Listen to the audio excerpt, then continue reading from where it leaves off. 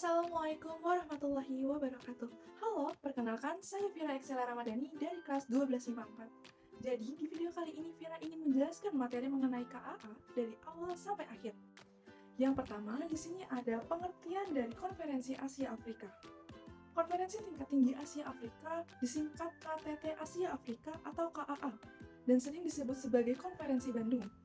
Konferensi ini merupakan konferensi antara negara-negara Asia Afrika yang pada dasarnya baru memperoleh kemerdekaan.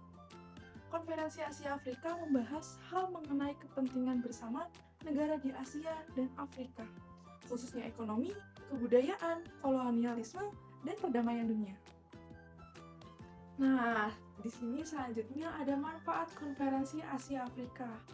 Adanya Konferensi Asia Afrika Indonesia dapat memanfaatkannya dengan menawarkan beberapa kerjasama kepada negara-negara yang ada di Asia dan di Afrika.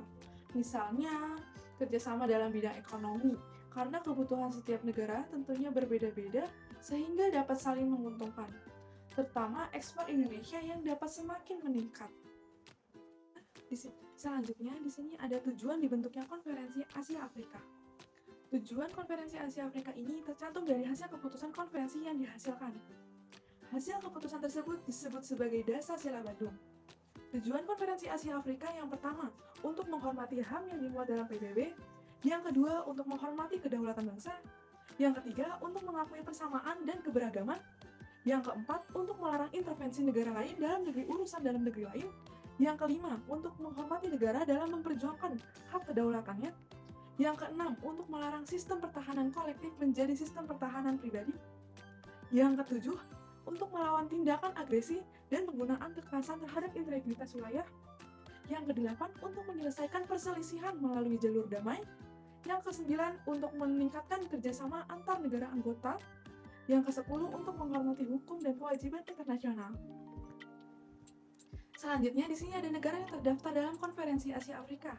Terdapat 29 negara yang ikut serta dalam Konferensi Asia Afrika, yaitu Indonesia, India, Burma, Pakistan, Sri Lanka, Afghanistan, Kamboja, Republik Rakyat Cina, Mesir, Ethiopia, Ghana, Iran, Irak, Jepang, Yordania, Laos, Lebanon, Liberia, Libya, Nepal, Filipina, Saudi Arabia, Sudan, Syria, Thailand, Turki, Vietnam Utara, Vietnam Selatan, dan yang terakhir adalah Yaman. Nah, selanjutnya di sini ada peran Indonesia dalam perdamaian dunia. Yang pertama, di sini ada salah satu pemprakarsa diselenggarakannya Konferensi Asia Afrika. Di sini ada Konferensi Kolombo. Yang kedua, di sini ada Konferensi Bogor atau Konferensi Pasca Negara 3. Yang kedua, di sini ada tuan rumah Konferensi Asia Afrika. Peran Indonesia dalam Konferensi Asia Afrika lainnya adalah dengan menjadi tuan rumah Konferensi Asia Afrika.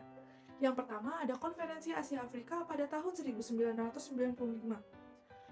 KAA ini pertama dilaksanakan di Gedung Merdeka, tepatnya di Kota Bandung, Indonesia pada tanggal 18 hingga 24 April pada tahun 1955. Yang kedua ada Konferensi Asia Afrika pada tahun 2005. KTT Asia Afrika tahun 2005 ini menghasilkan NAASP atau New ASEAN Africa Strategic Partnership atau Kemitraan Strategis Baru Asia Afrika.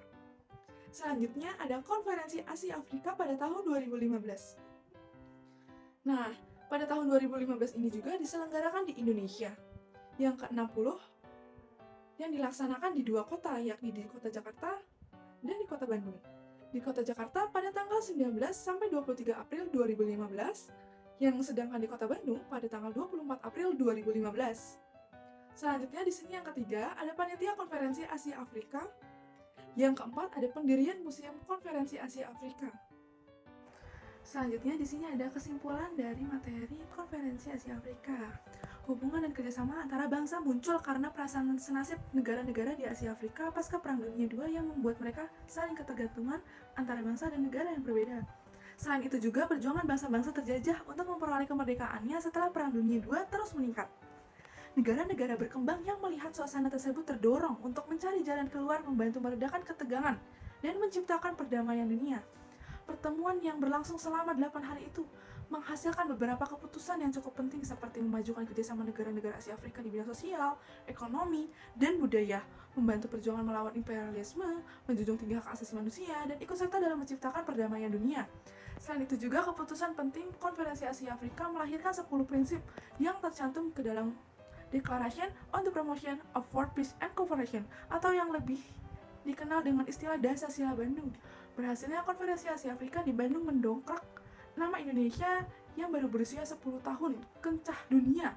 Tidak hanya itu, Konferensi Asia Afrika membawa banyak sekali dampak positif bagi Indonesia, negara-negara Asia Afrika, dan juga dunia. Negara-negara Asia Afrika turut mendukung Indonesia dalam pembebasan Irian Barat. Itu dia sekian materi penjelasan mengenai Konferensi Asia Afrika. Gimana? Paham kan? Sepertinya sudah pada paham nih. Ya sudah, aku pamit ya. Sekian dari saya, Vira Excella Ramadhani. Kurang lebihnya mohon maaf. Wassalamualaikum warahmatullahi wabarakatuh.